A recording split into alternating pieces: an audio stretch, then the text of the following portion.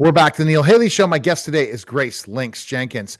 The book launch, May 26th. And we're going to break down the characters. We talked about Noah last week on the podcast. Now we're going to get with another character. As a writer, I know you're so detailed, you don't have a lot of main characters. You have a lot of background characters, but there's only a few main ones. But we've only talked about Noah because he is your main character in the story. But let's talk about some of the other characters. Yeah, absolutely. So Noah is not the only one with these powers. There is another consultant who works with him and she shares those powers. And there is another main character who actually has different powers from normal sensing. So while Noah's is focused on seeing through other people's eyes, this person's powers are about being able to project their perspective onto other people so that these people will share a collected perspective, a collective perspective. So it's basically like a hive mind of sorts where, and if you have these kinds of powers, you can get away with a lot of things. You become a huge threat in a way because you can manipulate others. So with that power comes a lot of easy corruption within anybody who would have those. Okay, so basically that's how you come up with some of your next characters. Yes. So the idea of the projector came to me because as I was thinking about Noah, I started thinking about wouldn't it be really interesting if there were people that had the opposite ability? What would these people do? What Hmm. effects would this have on the world if this is used correctly? If this is used incorrectly, what could happen? So you have these questions, and it really becomes a question of social psychology as well, because the collective hive mind is not always necessarily correct.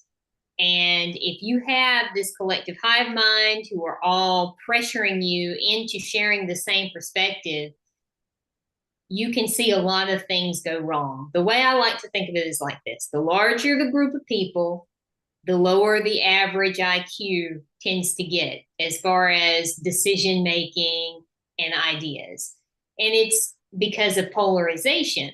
If you have a bunch of people in these little echo chambers, they're going to reinforce each other. And eventually you get to a point where there's not really much logic inside of these groups.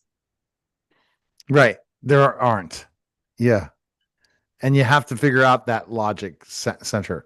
So these projectors, are they named? They have names, these characters, or not? Yes, they do have names actually. I'm not going to reveal them at the Oh, moment. no, you got to buy the book. Okay. Yeah, No, but would you say that the projectors are the next main character of Next to Noah? yes, I would definitely say that projectors play a huge role in this novel. And these projectors, are they the next main character? There's not really other characters after the projectors. I would say there are some other characters after the projectors as well. You But have Noah's boss, Craig, who's just a normal guy, basically a father figure to Noah. And then maybe I could see Noah's older brother, Tyler, being an essential part of the plot as well. interesting. So the projectors are the protagonists. We're going to learn about them by reading the story. It must happen very quickly into the process, right? Where you kind of mention them.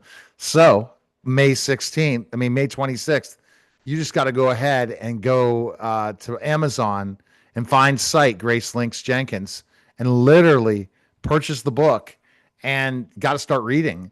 Now, isn't it? Does it make you upset? It's only a one time. You're not going to write a second book for this. There's no series. It's over after one and done for this one. It doesn't necessarily make me upset because I feel like this project is complete. I am Ah, excited because now I have other projects that I can do because it's like as an author, you have 50 gajillion ideas that you want to chase. So once you get done with one, it feels good. You're still functioning off of the happiness that you have completed this idea and now you can move on to the next one and it just kind of keeps going on and on and on. That's how I like to think of it. and your next book is not going to be related at all to something like Sight.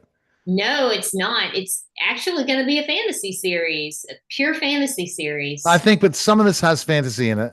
Oh yeah. After you educated me the first time. Yeah. Oh yeah. And so, what time period will this fantasy series be in? I'm not entirely sure on that just yet. I'm working on the outline for the first book this month. I've been working on it. Hopefully, I can get the outline done in June, and then in the next few months, we will see. I would love for it to be done in the next few months, but it really does all depend. It sounds like it. Yeah, it's and just getting it going. And this book might take less time, you think, than this last one?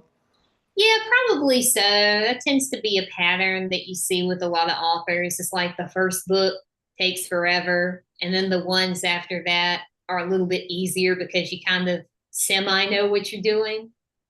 But for me, it really does depend. I do think that this one will take less time, but it's more about looking at the plot and the characters and going, okay, am I satisfied with this before I continue on? It's not necessarily about, is this perfect?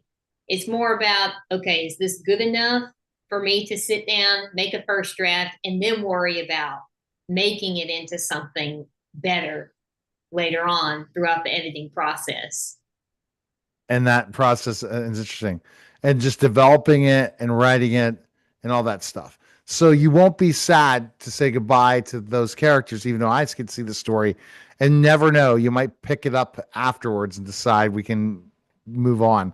Or is there such a twist at the end? There's no way to come back for a second book.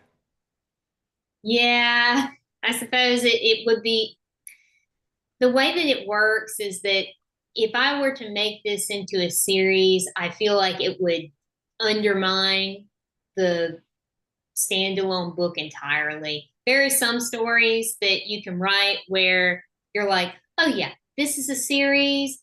I can see all these different things. This book for me, I'm like, nope, I've completed this arc. Everything wraps up here. If I tried to continue this, it would probably turn into one of those TV shows that just keep going on forever. And then eventually the plot kind of falls off, the characters fall off. That's how it tends to work. So for me personally, I'm not super bothered by it, but I could see how some people would be theoretically bothered by not having a second book. Yeah, I can tell. I definitely can see that. And but you know what? That's why you got to get ready to buy our next book. So go to gracelynxjenkins.com and look in the updates, more things to come, personal appearances, more and more stuff with Grace. And I appreciate Grace and thanks for stopping by. Thank you. You're listening and watching the Neil Haley Show.